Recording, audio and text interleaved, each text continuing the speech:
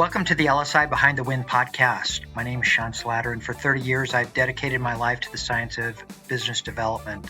I've seen the impact of our work, which has evolved into economic development and now social impact.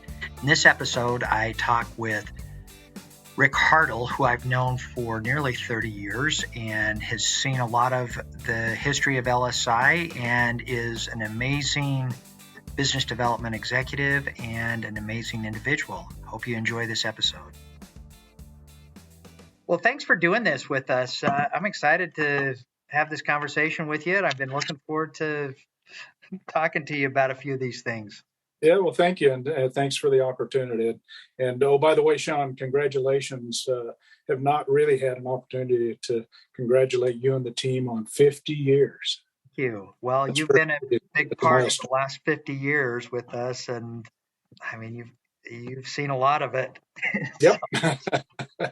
Well, I remember when that transition happened. You know? Yeah, no kidding.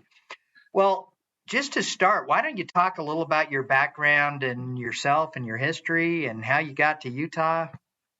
Oh, goodness. Okay. So, well, I don't know. So I'll start by saying that I grew up as a Air Force dependent, a brat, if you will.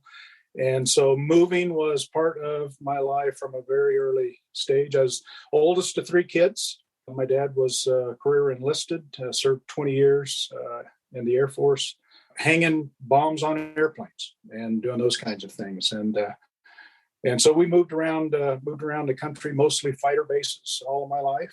If you looked at my room when I was probably 10, 12, 13, the ceiling is covered with airplanes hanging. You know, a huge model builder, and I had airplanes everywhere. So, you know, just that piece was just kind of in my early formation, and which is why we love it here in Utah so much. I'm still right next to a base that's got a tremendous fighter capability, so we get to see that air power overhead almost every day. And so, as a result of that, just loving it and being around it. And being, you know, kind of a tech geeky a little bit, I guess. You know, I did fairly well in science and math. English was, I was born in the South, so English was not my first language. So but I was just drawn to that kind of building things, creating things, and that hardware piece of it. My dad came back from Southeast Asia in the late 60s and told my brother and I that he had served for the family. And he said, we were not going to do that. Of course, you remember that was a different time. Our returning warriors were not treated with the respect they deserved. And so he didn't want my brother and I exposed to any of that. So as a result, I went into a career in engineering. My undergraduate from New Mexico State University, go Aggies. At least we beat UConn in the first round. Yes. UConn men. And at New Mexico State, met Amy, love of my life and partner forever. And then we moved straight to Seattle. Boeing made me a very nice offer and decided we did not want to live in Southern California, which was huge in aerospace at that time and growing. And so spent 15 years in the Seattle area. Worked a number of programs, and we can talk about some of those if you want a little later. But really, and I tease a little bit as I visit with young people. I did honest work for about 10, 12 years. I was a design engineer, hardware design engineer, and systems engineering related stuff. So, all the creativity that you get to pour into that as a geek, if you will, and enjoyed the heck out of that. And somebody decided they thought I might make a good manager of geeks. So I became an engineering manager, first line engineering manager, great fun, doing a lot of projects across a number of different programs. And the Boeing company decided to move about 100 jobs from Seattle to Utah. And at that time I was working the 777 program, and I got a phone call that says, hey, would you like to come back to missiles? And we've got 100 folks and their families that it's your job to get them moved, get them happy, at least keep them happy for a year or two, and see how many you can retain here in Utah. So Amy and I thought about it overnight, and 3-year gig, 1995. And here we still are. all these years later. I fell in love with Utah, the people of Utah, the mission in and around the work area, and just, the volunteer opportunities have been so tremendous for us. We love to do that while we were working, and I still obviously love to do quite a bit of volunteer work in my semi-retired life. So I don't know that. So yeah, engineer turned to manager, turned to program manager, and then spent about almost 16 years doing business development and capture and all of those things. And if you'd asked me as an engineer if I would ever do that kind of sales work, that those slimy salesmen kind of, that's the engineer's kind of view. Yeah, those guys don't know anything. But I brought that technical background into business development. I think it helped build a lot of credibility and trust with the customer community. And of course, as an engineer, I'm most comfortable when I'm not talking. So you're pressing me a little bit, although I've gotten over quite a bit of that shyness over the last 30 years. And you learn an awful lot if you listen. So, I think I combined all that up to try to find ways to help customers meet their needs, find solutions for them, and or help steer company investment to create solutions. So it's amazing. So initially you were working structures on 777? Actually, no. So I'm an electronic packaging design engineer by background, and of course, so the fuselage part and all of that's the big tube and the wings and the things that make it fly.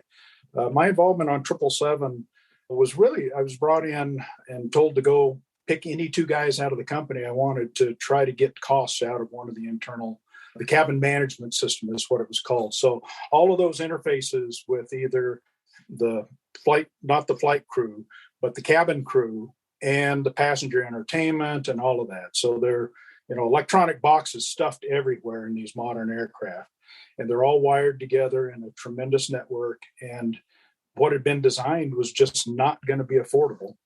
So I was asked to come in, pick a couple of guys, a couple of folks, and see if we couldn't pull a little tiger teamwork off over the course of about 18 months and drive significant cost out of that system. So we did that, and then moved on into the initial airworthiness reporting for the internal cabin system. So I worked day to day with the FAA designated engineering representative to sell the big notebook of data that says, yes, this will be safe to fly the first flight. So it's kind of exciting to get to that point that, yes, at least that's that piece of the big complex system that 777 and modern commercial airplanes are, to get to that point that at least our stuff was good to go for the first flight. So it's pretty exciting work. And quite frankly, my only exposure to the Boeing company's commercial business, which, as you know, drives stock price. So was it difficult leaving that new program and then moving into legacy program? I basically was called home. I spent a number of years working ICBM programs for the Boeing company, from Minuteman to Peacekeeper to small ICBM hard mobile launcher, to all of those programs, and was blessed to work with kind of the fathers of Minuteman from the design standpoint in Seattle. So I learned so much from them on systems engineering process, and it was a well-oiled machine back in that time frame of the 80s. And then the mid 90s brought the first and only ever early retirement opportunity, and many of those creators decided, you know what, that's such a good deal that even if they were in their, basically if they were in their mid to late 50s, that financially it made no sense to keep working. So they punched, and it gave a tremendous opportunity for a lot of us young folks to grow into some other roles. And so that move to 777 was really kind of an expansion outside of all the defense work I'd ever done at the company, and really enjoyed having a look at the commercial side and seeing how it was different but the same, because safety of flight is just ever as critical as the safety of our national defense systems. So that same rigor applied to both sides of the business. It was less different than I thought it would be, but certainly, tons of company investment flowing in instead of spending, government money. Tremendous amount of company investment to develop a new aircraft like that. So it was fun. It was not hard. To get back to answer your question, it wasn't hard. Amy and I had no roots to this area, but our family, both of our families in New Mexico. So it made a 2-day drive to go visit family into a 1-day drive. And so it did have some corollary benefits besides just being, as we've learned, a beautiful, beautiful place to live with great people and neighbors. So most of your background on Peacekeeper and Minuteman was guidance, I would assume, right? Actually, no, since the guidance piece of it came from Boeing's purchase of the Rockwell North American Autonetics piece. So I was really a ground systems kind of guy, working a number of ground systems and or transportation systems programs in Seattle, the kind of the legacy Boeing piece of that. So the guidance piece came along later in my career, quite frankly, is just before I moved into business development is when that acquisition happened.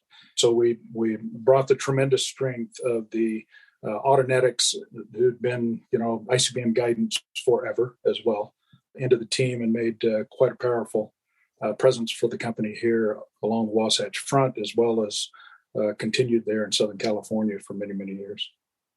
And in Newark and some of these other places that were just huge. Yep.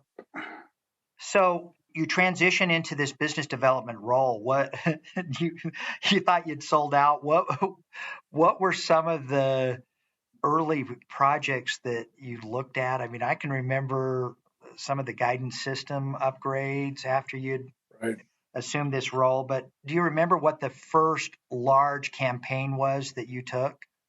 Well, the first one I really got involved in and did not lead because I was fairly new to the business development function, if you will, to just that whole growth thing, was being involved in the privatization in place of the guidance repair work at Newark, Ohio, Heath, Ohio. And as a matter of fact, had an opportunity just a few weeks ago to spend a few days with those folks and to see how that mission has grown back at Heath and see their relationships with the Port Authority, the local community, and boy, just still what a national treasure that capability is at Heath, and a great blessing for Boeing to continue to be able to do the work and deliver and deliver quite well. I might say from just from the insider standpoint, that team continues to do very well and captures other work from certainly around the company, because their skills are quite sought after and very affordable.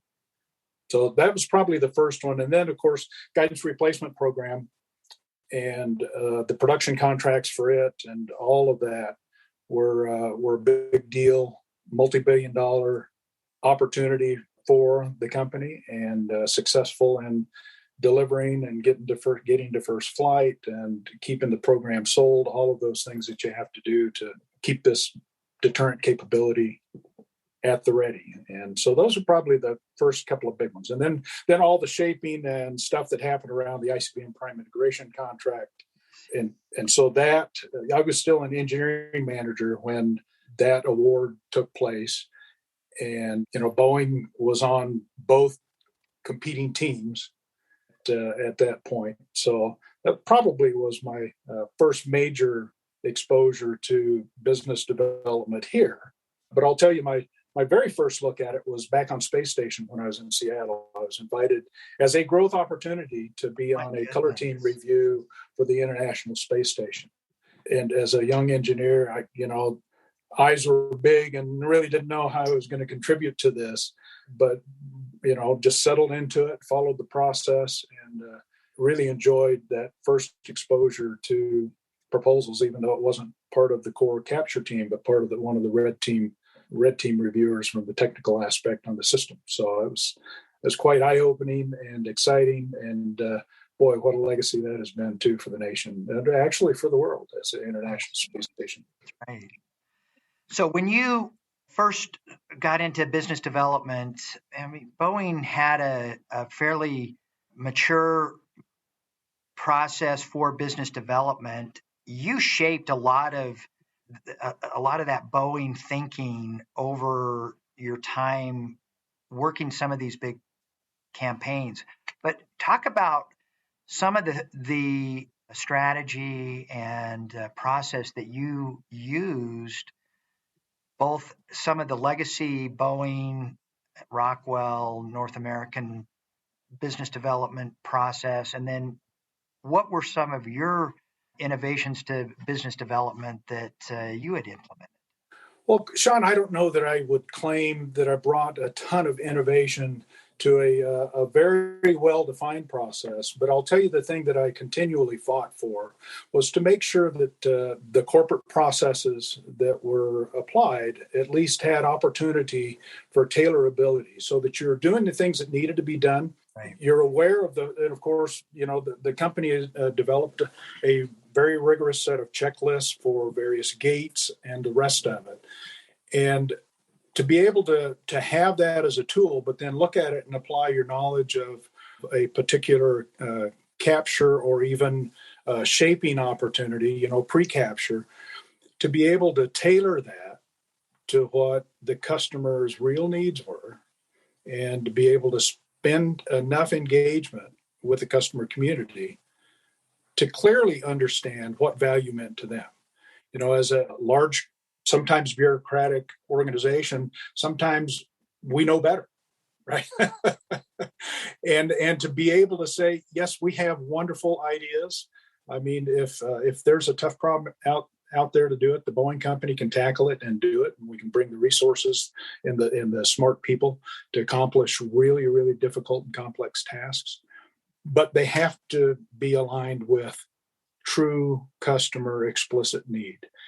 And the best way to do that is with customer, a term I'm not always fond of, but customer intimacy, to really understand what's driving their decision-making process and what would cause them to go move and create an acquisition and eventually go out to industry to buy a solution. So I think that tailorability and being able to take a really well-defined process and say, well, for this one, that one, we're not going to spend a lot of time chasing that one, just fill in the box.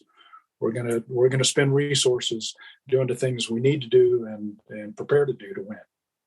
One of the things that I've admired about you so much is that you really had, throughout your career, as long as I've known you, you had such a love for your customer. And it wasn't that you were trying to sell them something. You had developed these relationships where you could have these conversations about what their needs are and what Boeing could provide.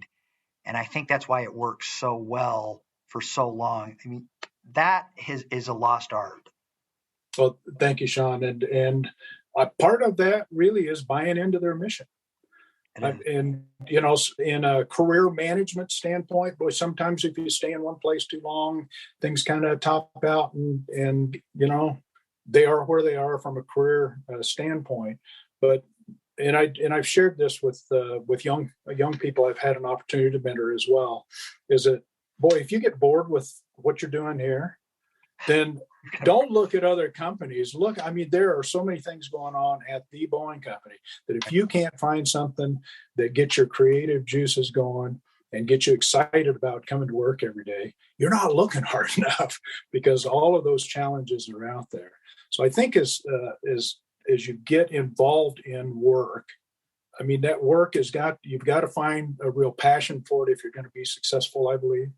And part of that is buying into your customer's mission and understanding and believing why what they're doing is so important, so that you're aligning resources to help them with the job that they're doing. So it's all mission alignment, Sean. So thank you. It was fun to watch you over the years work with the leadership, the civilian and military leadership, and orchestrate these meetings where you were just brilliant in trying to get them to explain what they want or what their objectives were. And oftentimes that was the most difficult piece of this, is that having a civilian or a military executive convey and articulate what it is that they want to accomplish is tough. And you had the ability, primarily because you had this incredible relationship with these individuals, where they would just share this stuff with you. And it was amazing to watch that. And it was from your years of developing these relationships through your work with the AFA, which I want to talk about in a minute, and some of these other organizations, that you developed this close relationship with the leadership. They felt comfortable and trusted you to convey what their needs were. You took that and you were able to build these campaigns that were just incredible. Thank you. One of the other things that I really admired about you, and that's unique, is that you weren't just I'm gonna go in and interface with the customer. You were involved in the proposals. You were involved in the program execution. I mean, talk about some of your thoughts around proposal development, transitioning from capture to proposal development, and then from win to execution. And again, Sean, I came to business development from the technical side, and then the program management side. So I had lived on the delivery end of trying to get high award fees and all of those things, and execution, got down to the daily task management piece that has to be worked from a PM standpoint. And so I'd seen and lived through some of the challenges that less than great deals result in, and how hard it is sometimes to deliver on those promises. So as I moved into the program development and business development side, I kind of brought those lessons learned from, let's make sure that we don't overpromise. Let's make sure we promise what needs to meet the customer requirement. But let's not get so risky and sell without making sure that we can execute, because capturing bad business is a really unsatisfying experience up and down the management chain. And one of the bosses, one of my last bosses that I had the privilege of working with, actually, I quote him quite often on it, that he'd rather not chase bad business than, because on the sales side, we do have goals to meet, right? We've got annual revenue capture goals to hit, and you've got to not let those goals blind you to whether or not it's executable business. So, and Boeing is a fairly conservative company as far as taking on risk, and so sometimes that makes it hard to get the numbers where the numbers need to be to win.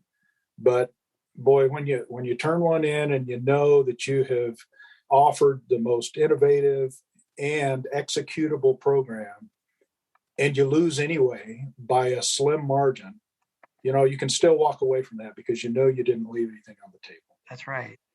Talk about some of your significant wins. I have just been so impressed with how focused in your career you have been in pursuing some of these large campaigns. And I'm sure there was a loss, which I'd love to hear. Was there a heartbreaking loss that you had? But so many of these marquee programs that became key Boeing defense initiatives, you were responsible for. But I mean, talk about some of the big wins that you had, and if you can remember any of the heartbreaking losses as well. Okay, sure, Sean. Thanks for the opportunity to dive into those a little bit. And as you well know, because you guys crank a lot of proposals and winning or putting winning offers on the table are a result of teamwork. And so I appreciate that you give me responsibility for it. And while I may have had the lead hat on, a tremendous amount of teamwork, long days, long nights, longer nights, and the like, just to pull those things together. But that whole process, again, starts with, and you and I have talked about this before, really before you get to that place of writing a proposal.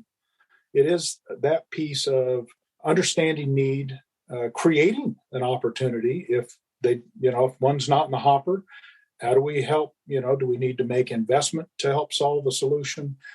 Show a little bit of sunshine on, hey, this problem really can be solved if you create an acquisition to come get it. So there have been some small programs like that have, I'll leave them nameless just for the sake of brevity.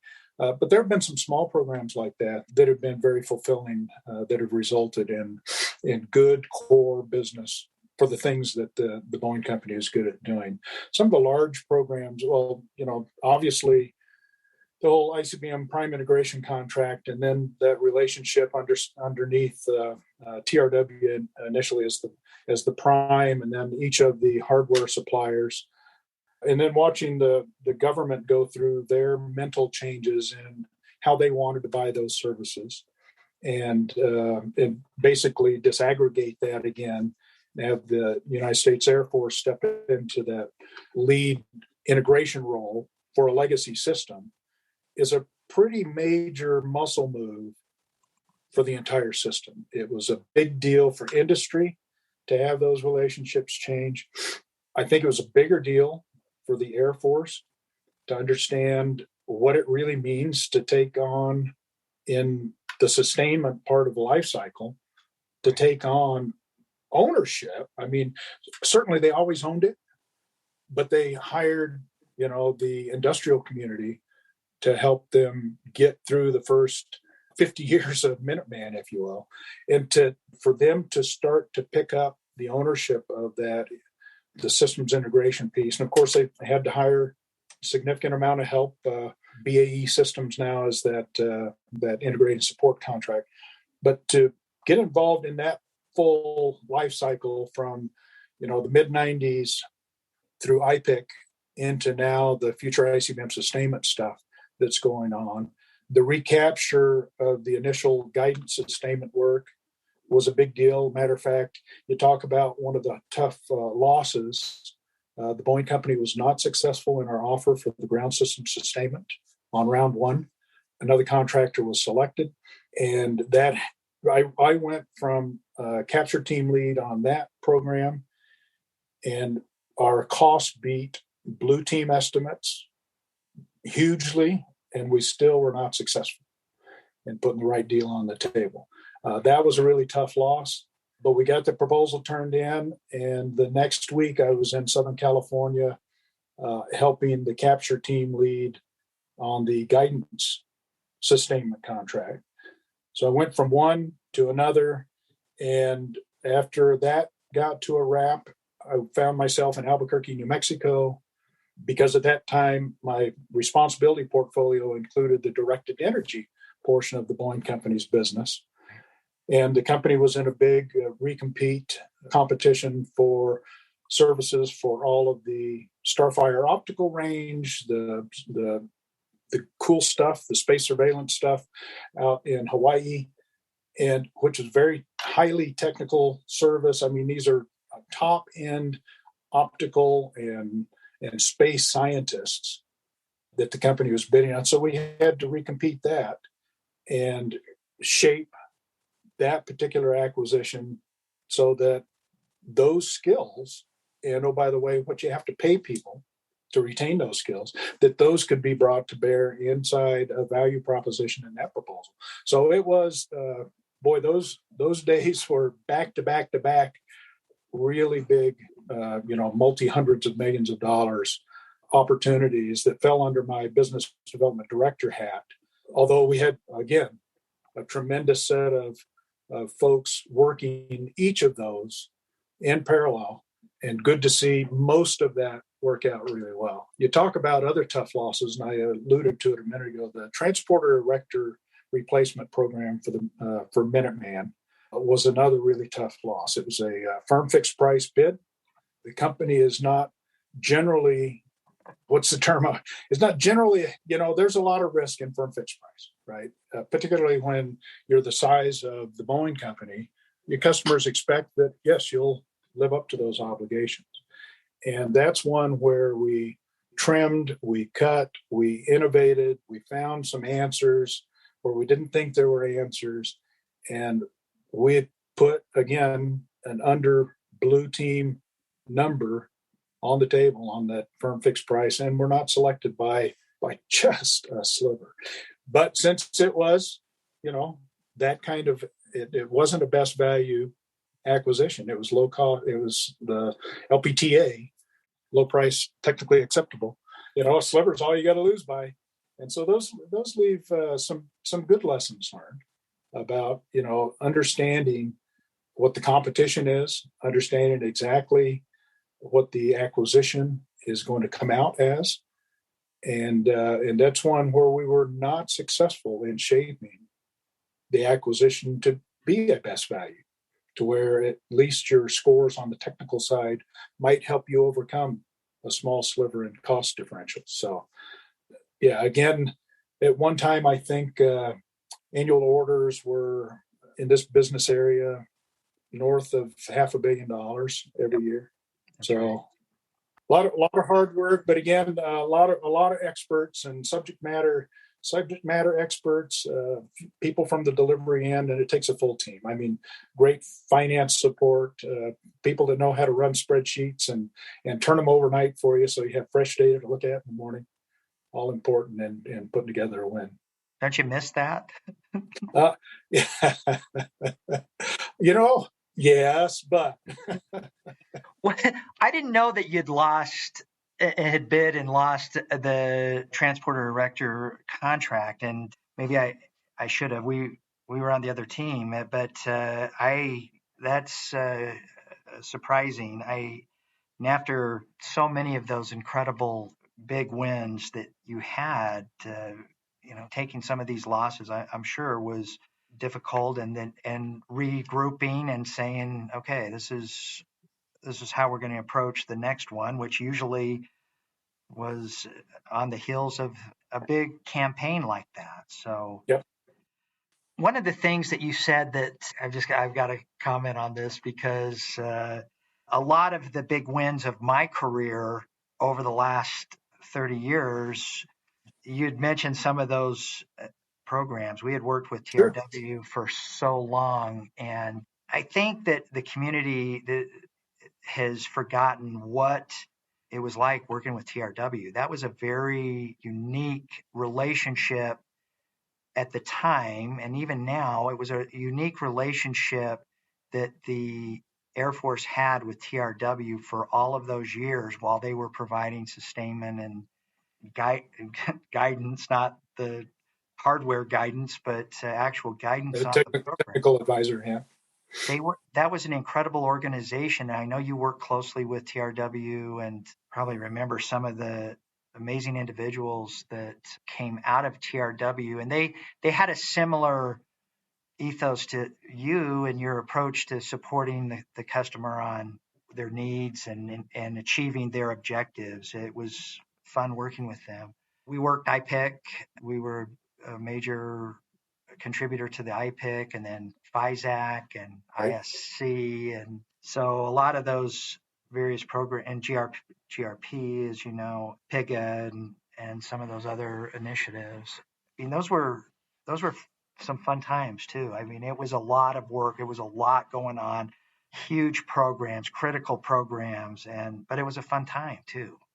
Absolutely. Well, and so the taxpayers spent some $10 billion recapitalizing, if you will, Minuteman with no new capability, but just trying to stretch the legs on a very capable but getting a little long in the tooth system. And some of those elements were just aging out and had to be replaced. So, probably north of $10 billion, something like that. And so it's important for the entire industrial community, which it shrunk over the years, from at one point where there were this number is going to be wrong, but I'll throw it out. There are over 100,000 people just working on the delivery system piece for Minuteman.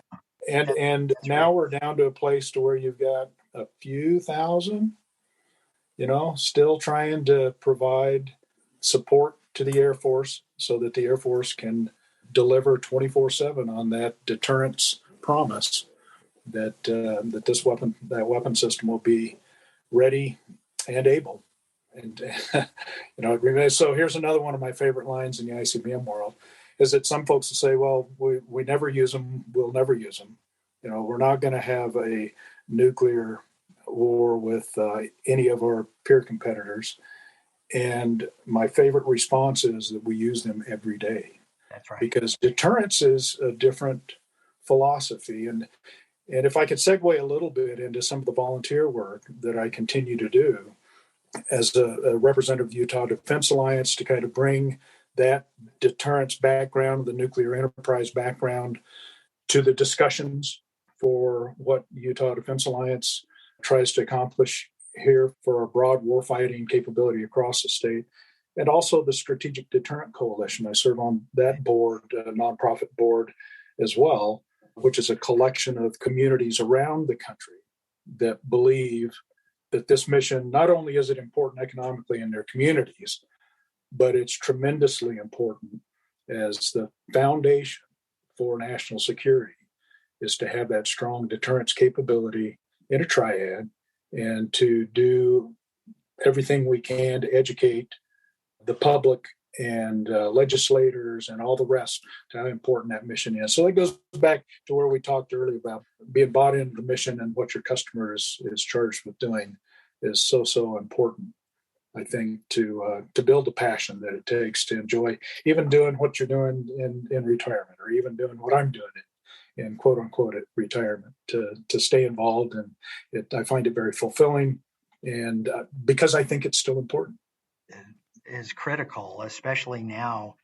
We've been working for the last few years on trying to rebuild and strengthen the nuclear supply chain, not just for deterrence, but also for energy and propulsion and other uses, because you're exactly right. We allowed the industrial base to erode over the last 30 years, where it was this incredible vertical market. It is down to a few key suppliers and providers. It's so critical that we build that up. We're working with the Department of Energy and DoD and other organizations on a whole strategy around an ecosystem and supply chain in various regions. So great.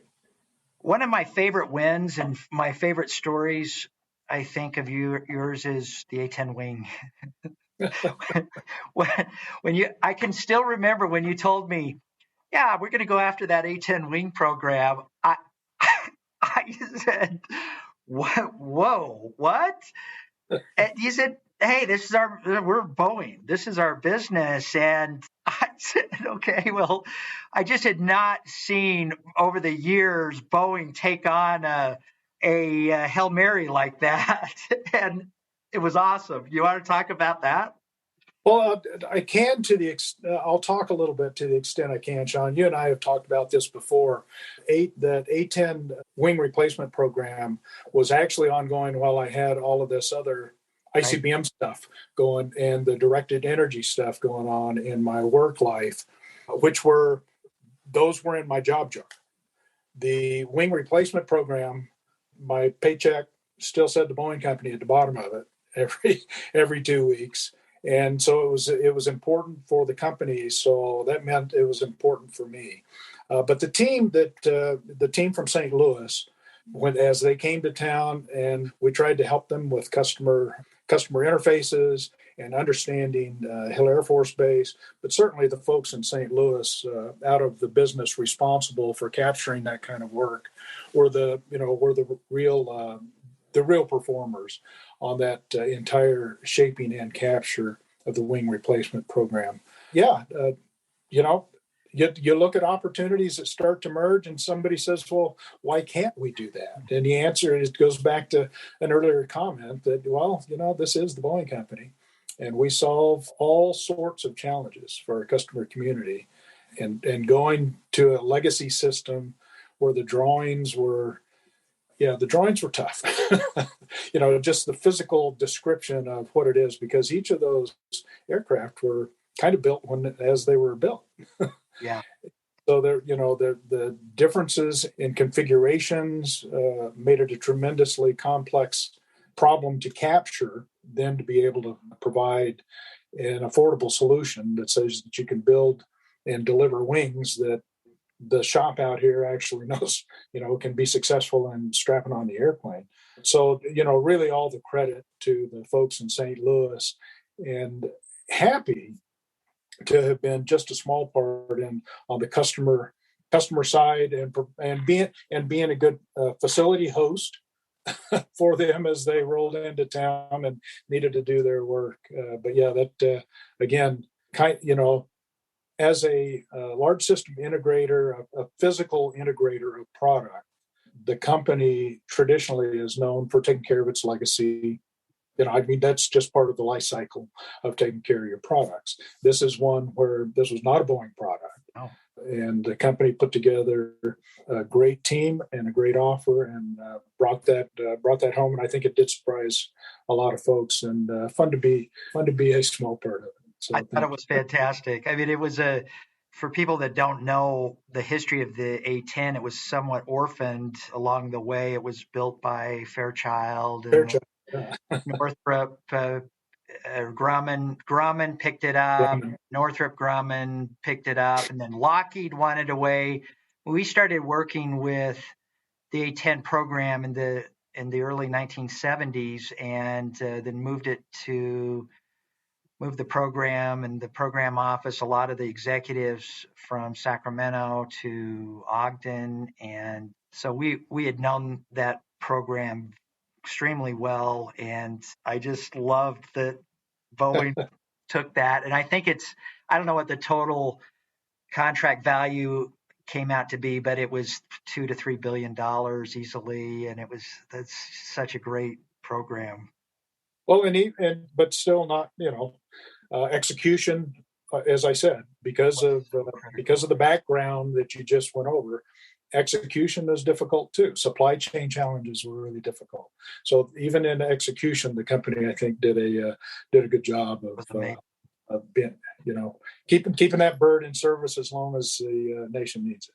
You and I had talked at an event right after that award. And I think in that same week, maybe you can remember this, in that same week, you had that A-10 award, you had maybe it was GRP or something, but it was something like it was a big week, yeah. $5 billion of new awards, and you were smiling. Yeah, it goes back to that being salaried and not commissioned thing, right? It was and I think it was a GRP production award. Which I think you're right. If you're doing the right things in development, then production ought to be a slam dunk for you. But it's not always the case. So yeah, good team out of Huntington Beach still at that time that put the right answers on the table. So hallelujah. One of the things that you had mentioned earlier was that you tried to mentor individuals along the way, and you did. You had provided guidance and direction to a lot of Boeing executives that really owe their career to you. One of the things that we see across our industry is that there are not business development executives that are people are not pursuing business development as a career path. And what were some of the things that you did to cultivate new business development executives, and what kind of advice would you have to individuals that may or may not be considering business development as a career? Well, Sean, thanks for that question. I'll tell you that at the heart of it, it all comes back to whether or not you like working with people. And a lot of technical people, and the Boeing company was known and still is known as quite technical in its expertise. And I'll just regress a little bit, for decades and decades, the top leadership of the Boeing company were generally somebody out of the technical community. That's some engineering background. So technical excellence flowed through the DNA of the Boeing company. Of late, more of a business focus on it, and those are cultural changes that I saw over the course of my 35-year career. But as I came to this business, to business development business, as a technical person, and some folks come to business development from a business education background, an MBA background, and not necessarily with that technical piece of it.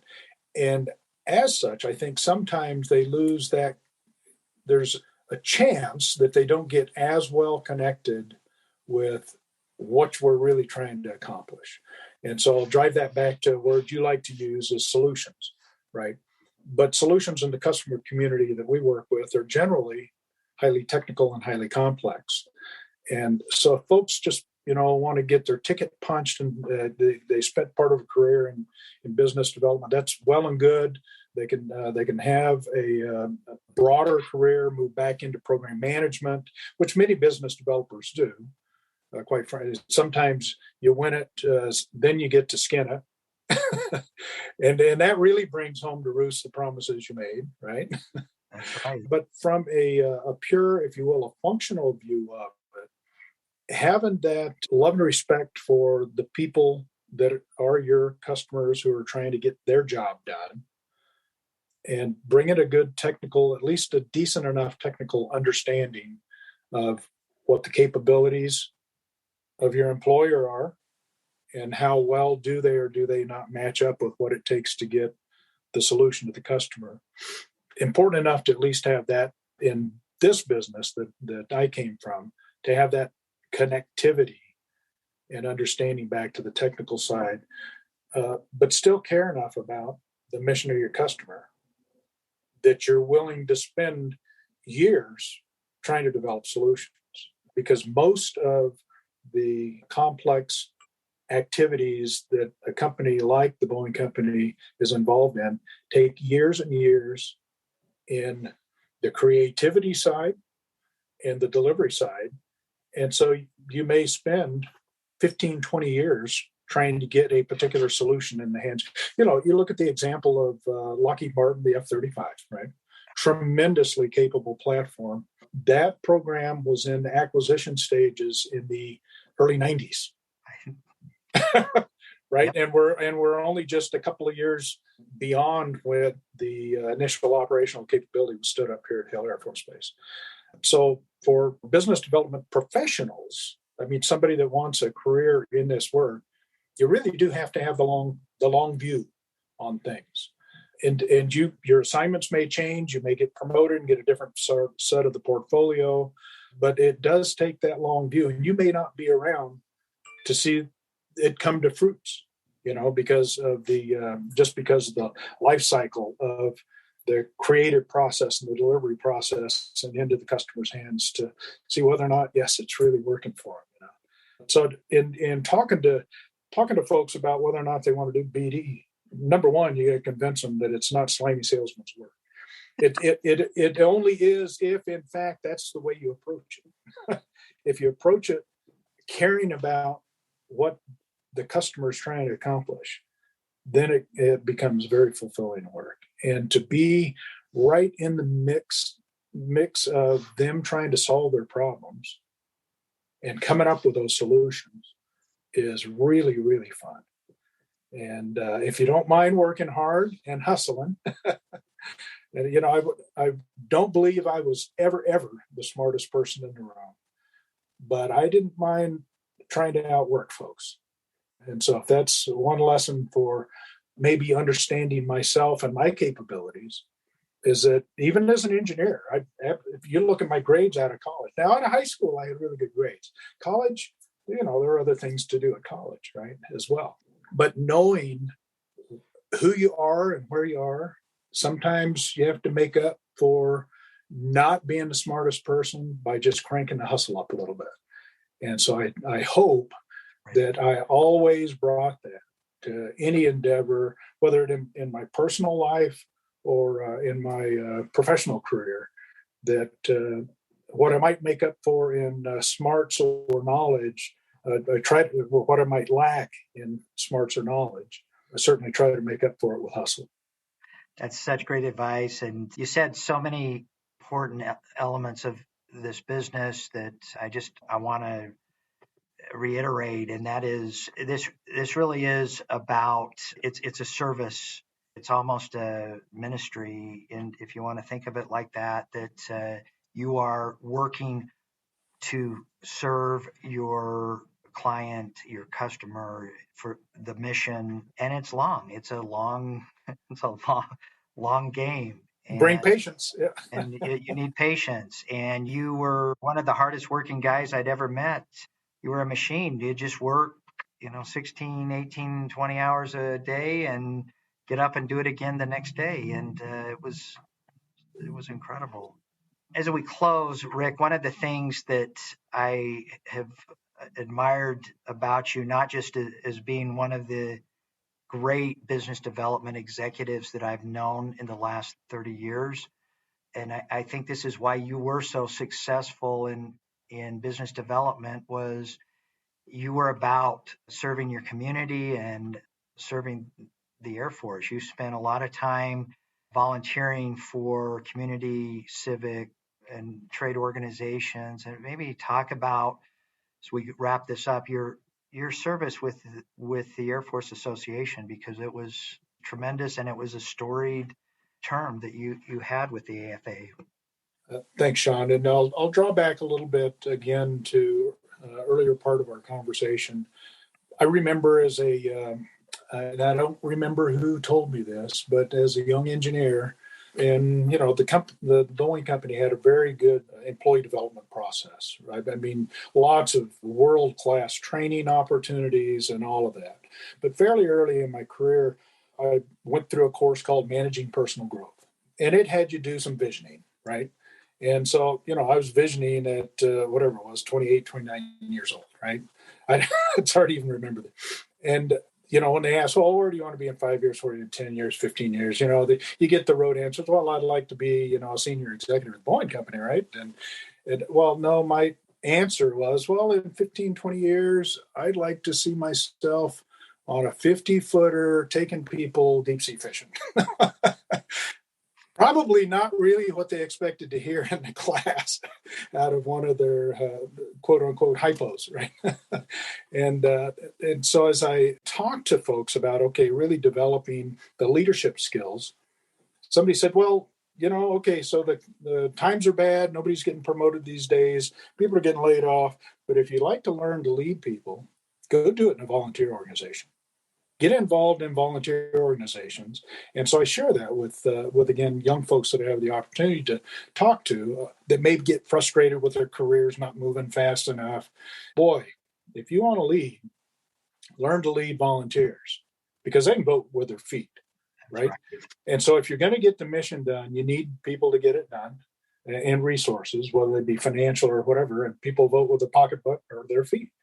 The Air Force Association involvement, and I'll try to be really brief with this, but it has been a labor of love since we moved to Utah, quite frankly. And the people, I won't give you their names right now, but who kind of gathered me up when we first got here. And so I came here with the mentality that I was going to get involved in the community. I was going to learn the community, and a lesson learned from my parents is to give back. And so being involved in philanthropic activities or volunteer activities, just a huge part of the way I was raised. I saw the example of my folks, and it was encouraged in my professional career. So we got involved in this Focus on Defense golf tournament and symposium. I'll highlight the symposium piece, right? And by the way, that created, I think, nearly $1 million in scholarship and related funds over the years that it ran, the 30 plus years that it ran here in Utah, to the Aerospace Education Foundation. So again, at the heart of it was something I cared a lot about, the next generation, creating and attracting folks to aerospace. And I was on that committee for a couple of years before one of the leaders of the group says, well, Rick, you really need to be a member of the AFA to be on this committee. And I said, oh, what's AFA? Because I'd never heard about it. I've been in, my dad was enlisted and he'd probably never heard about it either. And so I said, okay, well, what's it take to do that? And so I got started and served at the local chapter level as the Industrial Associates treasurer, because I was told, well, if you're treasurer, you get to get everybody's dues and you take their money at lunch and you get to meet everybody. So I said, okay, what a great way to network. And from there to again, being encouraged and mentored into roles at the national level on the National Strategic Planning Committee at AFA National and all of those volunteer things around committee work, and then being encouraged to run for the board of directors and being successful in a couple of separated terms as a board of director at large, and then being elected, running and being elected as national secretary to serve on the executive committee and being the inside of everything, getting the opportunity to learn from chiefs of staff of the Air Force, secretaries of the Air Force, as they came to talk to AFA leadership about changes in the Air Force, changes that AFA should consider, and all of that gamut. And then being on the inside on a almost daily, weekly basis until my term as National Secretary ended last September 30. To be part of it, I mean, by the way, that's almost another job, including being AFA's ombudsman, wearing that secretary hat and dealing with people challenges and the like. Again, very fulfilling, supporting airmen, obviously, as a result of our conversation and knowing me, you know how important I think that is, which is why we stay involved in the Military Affairs Committee and quality of life things there, because, I'm even though I did not wear the uniform, I believe I am an airman at heart, and I've got Air Force blue in my veins. So, those kinds of things just drive me to that, to the interfaces with the military folks. I love the people. Our volunteer warriors and their families make tremendous sacrifice for our nation.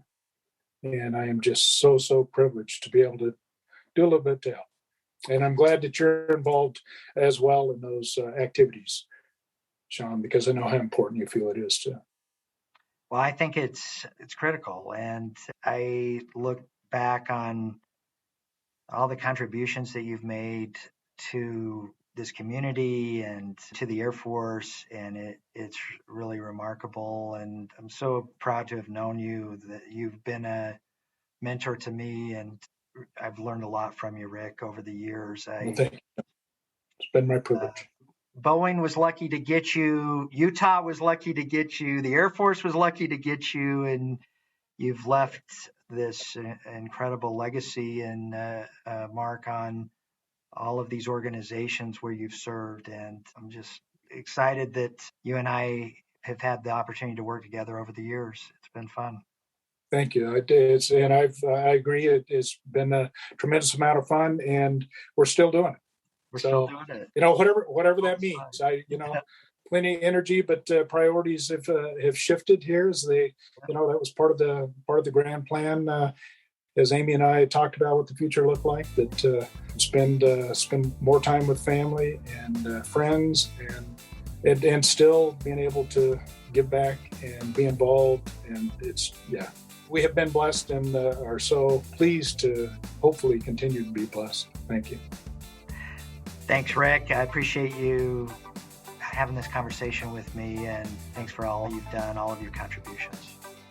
You're very welcome, Sean, and thank you, and congrats again on 50. Another 50 to go. Another 50 to go. Thanks, Rick.